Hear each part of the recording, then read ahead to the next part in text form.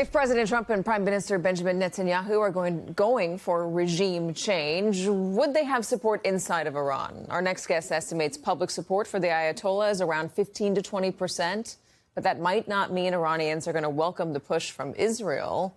Writing in The Atlantic, Arash Azizi says he was hard-pressed to find support even among ardent anti-regime activists, with one student telling him, quote, "I am one of many young Iranians who want change, but this war is not helping us. It is destroying us. It is silencing the very people it claims to save." Joining us now, senior fellow at the Carnegie Endowment for International Peace, Kareem Sajjadpour. He focuses on Iran and U.S. foreign policy.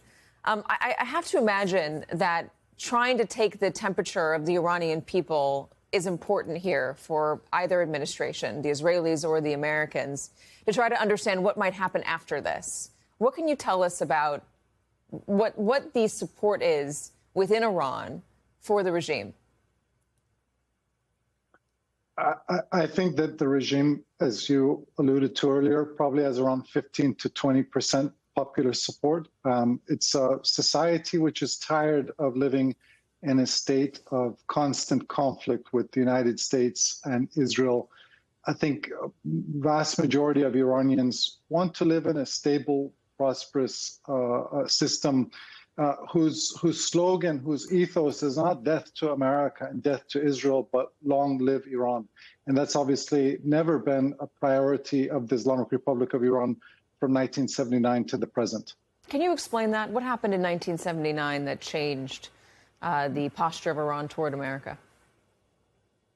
So in 1979, there was a popular revolution in Iran, and the monarchy led by the Shah of Iran, Mohammad Reza Pahlavi, was replaced almost overnight with a viscerally anti-American theocracy led by Ayatollah Khomeini. And, overnight, virtually, Iran went from being one of America's closest friends and partners, also a country which had a friendly relationship with Israel, to transforming its entire identity into being a source of opposition to America and Israel. And the people of Iran have paid the cost for that. Iran is one of the most sanctioned nations in the world. It's one of the most isolated nations in the world.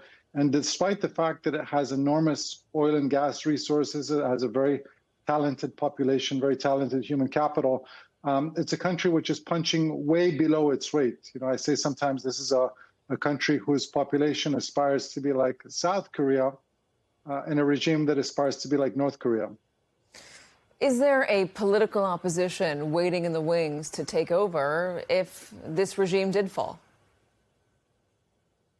At the moment, I think that would be, we certainly don't see signs of that. And I think even before you can get to asking that question about, is there a political alternative, the question is, how stable or how unstable is the Islamic Republic? And, two critical factors to look at when you're looking at the stability of regimes.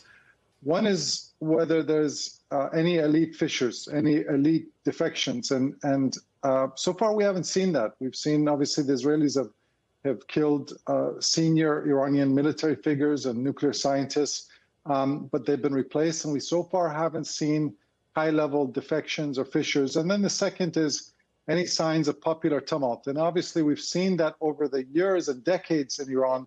But as of right now, I think people are under aerial bombardment, and they're just thinking about staying alive and staying safe, staying secure. They're not thinking about waging political protest.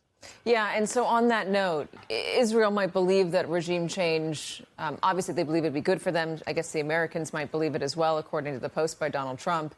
But what is the line that the Israelis have to walk? Have they already crossed it to maintain, to not unify the country behind the regime?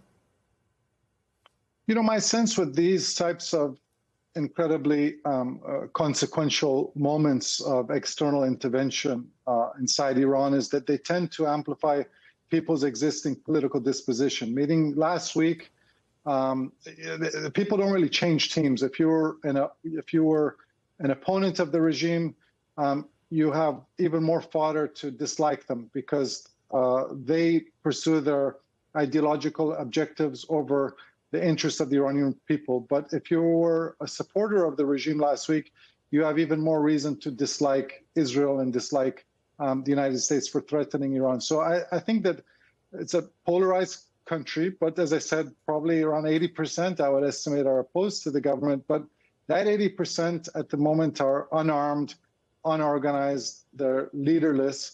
And you have the 15, 20% that rule who are highly armed, highly organized. And at the moment, they probably are calculating that it's kill or be killed. And, they have their fingers on the trigger right now.